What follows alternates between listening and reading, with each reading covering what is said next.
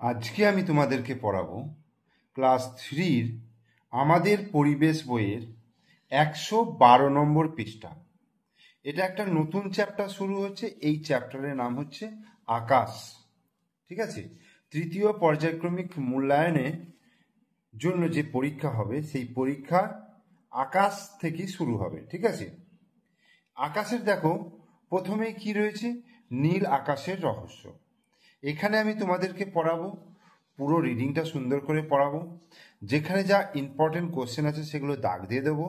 এর যে ছকটা রয়েছে সেই ছকটা করাবো এবং তার সঙ্গে প্রয়োজনীয় গুরুত্বপূর্ণ যে প্রশ্নগুলো এখান থেকে পরীক্ষায় তোমাদের আসতে পারে সেই প্রশ্নগুলো তোমাদেরকে আমি খাতায় লিখে করিয়ে দেব।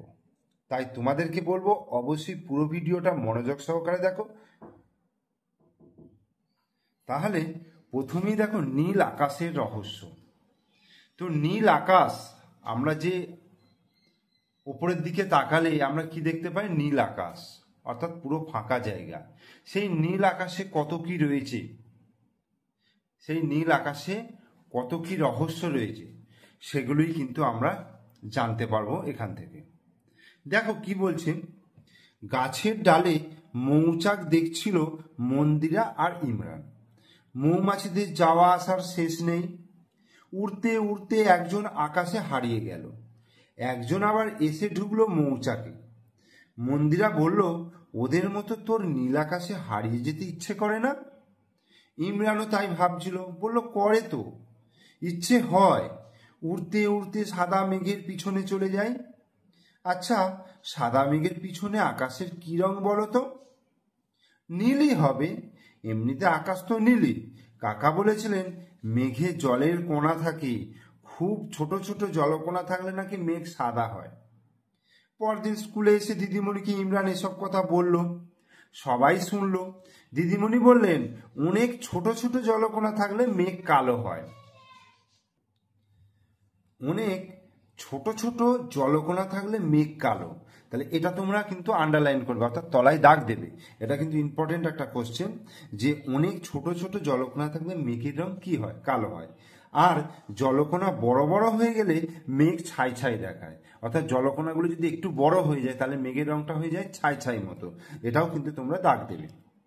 আলী বলল, কিন্তু এমনিতে কি আকাশ নীল, রাতে কি নীল দেখায়? সুমি বলল, ঠিক, রাতে তো কালো আকাশে তারা ঝিকমিক করে। আকাশে কারা ঝিকমিক করে? তারারা ঝিকমিক করে। এটাও একটা কোশ্চেন, কালো আকাশে তারা ঝিকমিক করে, এটার তলায় দাগ দেবে। কিন্তু চাঁদের কাছাকাছি জায়গাটায় মাঝে মাঝে আলো দেখা যায়। হারান বলল, দিদি, দিনের বেলাও সূর্যের কাছের আকাশটা ঠিক নীল নয়, সূর্য থেকে দূরের আকাশটা নীল হয়। দিদি বললেন, ঠিক বলেছ, কিন্তু তুমি সূর্যের দিকে তাকিয়েছিলে নাকি? সোজাসুজি সূর্যের দিকে তাকালে চোখের ক্ষতি হয়। তাহলে এখানটা দাগ দেবে যে সূর্যের দিকে যদি সোজাসুজি তাকায় তাহলে কি হয়, চোখের ক্ষতি হয়। তাহলে তোমরাও কিন্তু সূর্যের দিকে তাকাবে না। সবুজ বলল, কি করে বুঝবো কোন দিকে সূর্য ওঠে, কোন দিকে সূর্য? রাবেয়া বলল, নিজের ছায়াটা দেখতে হবে। তুমি ফাঁকা জায়গায় গিয়ে দাঁড়াবে, সেখানে গিয়ে তোমার ছায়াটা কোন দিকে পড়ছে তুমি সেটা লক্ষ্য করবে। ছায়াটা যেদিকে পড়বে তার বিপরীত দিকে তোমার সূর্য থাকবে। তোমার ছায়া যদি পূর্ব দিকে পড়ে তাহলে পশ্চিম দিকে তোমার সূর্য থাকবে, আর ছায়া যদি পশ্চিম দিকে থাকে তাহলে পূর্ব দিকে পড়বে। বোঝা গেল? তাহলে ছায়ার ঠিক উল্টো দিকে কিন্তু সূর্য থাকে। ঠিক বলেছ। এবার বলো দেখি, বিকেলে সূর্য কোন দিকে থাকে? বিকেলে সূর্য থাকে পশ্চিম দিকে, তখন আমার ছায়া থাকবে পূর্ব দিকে। অর্থাৎ যেদিকে তোমার ছায়া থাকবে তার উল্টো দিকে হচ্ছে সূর্য থাকবে। বোঝা গেল? ঠিক, তখন ছায়ার দিকে মুখ করে দাঁড়ালে সামনে পূর্ব দিক, পিছনে পশ্চিম দিক, ডান দিকটা হবে দক্ষিণ আর বাম দিকটা হবে উত্তর। ঠিক আছে? তাহলে বাড়িতে গিয়ে ভালো করে দেখে বুঝে নেবে। ছুটির দিনে কয়েক ঘন্টা অন্তর নিজের ছায়াটা দেখবে, তার সঙ্গে খেয়াল করবে তো কখন কোন দিকে সূর্য ছিল। তাহলে যে যে জায়গাগুলো আমি তোমাদেরকে দাগ দিয়ে দিলাম সেই সেই জায়গাগুলো ভালো করে পড়বে, কারণ এখান থেকেই কিন্তু প্রশ্ন আসে। এরপরে দেখো এখানে একটা ছক রয়েছে, সেরকম ইম্পর্টেন্ট না, তবু একবার দেখে নাও।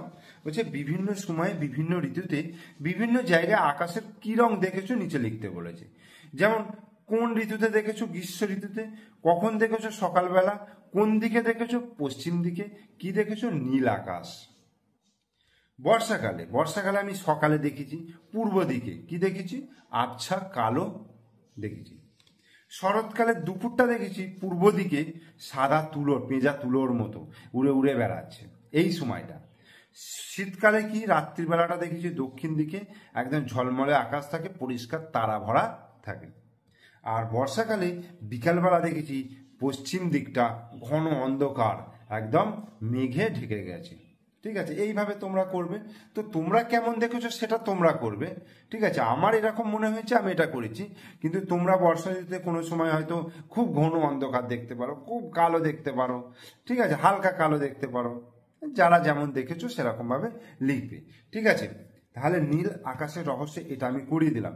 এইবার দেখো এর মধ্যে থেকে কি কি প্রশ্ন তোমাদের আসতে পারে। তো প্রথমেই দেখো আমি এখানে প্রশ্ন করেছি যে আকাশে বা মেঘের মধ্যে ছোট ছোট জলকণা থাকলে মেঘের রং কি হয়? ছোট ছোট জলকণা থাকলে মেঘের রং কি হয়? কালো হয়। আমরা পড়লাম এইমাত্র। এইবার মেঘে যদি বড় বড় জলকণা থাকলে তাহলে মেঘের রং কি হয়? মেঘ ছাই ছাই রঙের দেখায়। ঠিক আছে, রাতের কালো আকাশে কারা ঝিকিমিকি করে? তারারা। রাতের কালো আকাশে তারারা ঝিকিমিকি করে। সোজাসুজি সূর্যের দিকে তাকালে কি হয়? চোখের ক্ষতি হয়। বিকেলবেলা সূর্য কোন দিকে থাকে? বিকেলবেলা সূর্য পশ্চিম দিকে থাকে, তাহলে বিকেলবেলা ছায়া কোন দিকে থাকে? পূর্ব দিকে। আচ্ছা, মেঘ কিসের কিসের সমষ্টি? ধুলো, বালি আর জলকণার সমষ্টি হচ্ছে মেঘ। আর ছায়ার উল্টো দিকে কি থাকে? ছায়ার উল্টো দিকে থাকে সূর্য। সাধারণত নীল আকাশের রহস্য থেকে এই ধরনের কোশ্চেনগুলোই কিন্তু তোমাদের পরীক্ষায় আসে। তোমরা ভালো করে ভিডিওটা মনোযোগ সহকারে দেখো এবং তার সঙ্গে এই প্রশ্নগুলো কিন্তু মুখস্থ করে নেবে। ঠিক আছে, ভালো করে এখন থেকে মুখস্থ করে নেবে, তাহলে পরীক্ষার সময় কিন্তু করতে অসুবিধা হবে না। ঠিক আছে, আর তোমরা প্রশ্ন বিচিত্রা যদি করতে চাও তাহলে প্রশ্ন বিচিত্রা এসপি চ্যানেলে তোমরা দেখে নিও, যে ওইখানে কিন্তু আমি রাইমার্টিনের প্রত্যেকটা পেজ ধরে ধরে করাচ্ছি।